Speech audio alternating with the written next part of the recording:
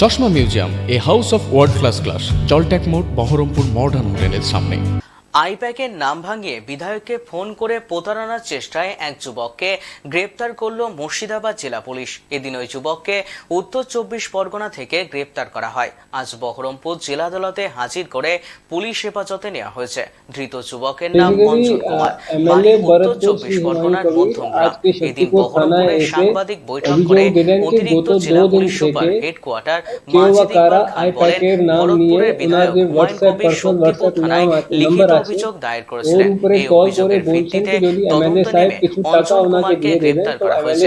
এই চক্রের সঙ্গে আর কেউ জড়িত রয়েছে কিনা খতিয়ে দেখা হচ্ছে।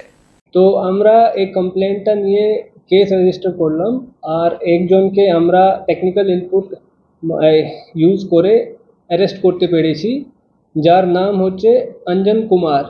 এর বাড়ি হচ্ছে Madhyamgram, north 24 Pargana. Preliminary investigation মধ্যে ইনি অ্যাকসেপ্ট করেছেন যে আগেও ইনি এই ধরনের ফ্রড করার চেষ্টা করেছেন। এখনও আমরা পুলিশ কাস্টডির জন্য অ্যাপ্লাই করেছি, আর ফার্দার ইনভেস্টিগেশন আমরা পুলিশ কাস্টডিতেই কন্টিনিউ করব। অনেক ডিমান্ড করেছে, সামটাইমস 5 লাখ 10 লাখ টাকা এরকম করে ডিমান্ড করেছে, 2-4 বার ডিমান্ড করে। এটা এখনও ক্লিয়ার নেই, এরকম তো কিছু বলিনি। আজকে সকালেই অভিযোগ না, কিছু নেই, শুধু বলেছেন কি আমি আইপ্যাক থেকে বলছি, আর যদি আপনি এরকম কাজ মানে টাকা দিয়ে দেবেন তাহলে আমরা it will be of great help to you. আগে চেষ্টা করেছে, এখনও তো প্রিলিমিনারি ইনভেস্টিগেশন আমরা করেছি, শুধু অ্যাকসেপ্ট করেছে। এখনও পিসিতে নিয়ে আমরা ফার্দার কিছু বলতে পারবো।